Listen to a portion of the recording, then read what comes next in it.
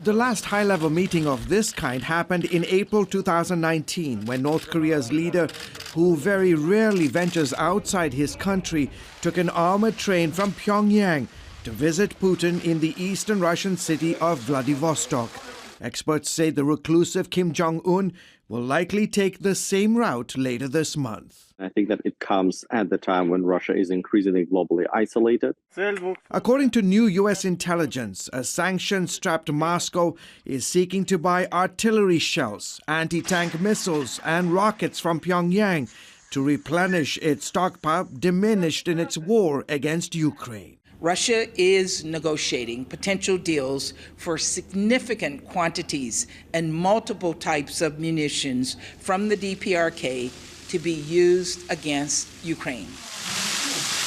There's talk that both countries might even hold joint war games. I think it says a lot that Russia is having to turn to a country like North Korea to seek to bolster its defense capacity in a war that it expected would be over in a week. Former U.S. Army General and CIA Director David Petraeus warns the West needs to up its economic pressure against the Kremlin. Russia is obviously desperate for replacement munitions, replacement weapon systems, even microchips and everything else.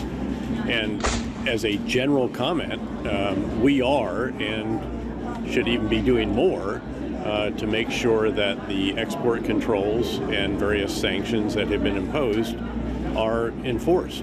News of a potential meeting with Kim follows leaked documents released last month that reportedly show Putin reaching out to the Iranians as well to help Russia build more than 6,000 attack drones for its ongoing war. There is no other way to look at that than desperation and weakness. For his part, Kim Jong-un wants a number of items in return, including sophisticated military hardware with technology that could potentially advance North Korea's ballistic and nuclear program. North Koreans are looking for economic support, fuel, food, sources of cash, anything that can help to keep the regime afloat, and Russia seems to be ready to provide that, even through violation of the UN sanctions. In July, Kim Jong-un opened his country to foreign visitors for the first time since the COVID pandemic and welcomed Russia's defense minister Sergei Shoigu as his first guest.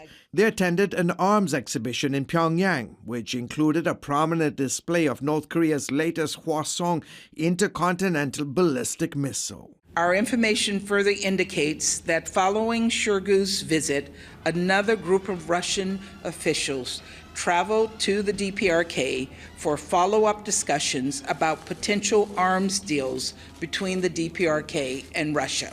Putin and Kim have since then reportedly exchanged letters pledging to increase their bilateral cooperation.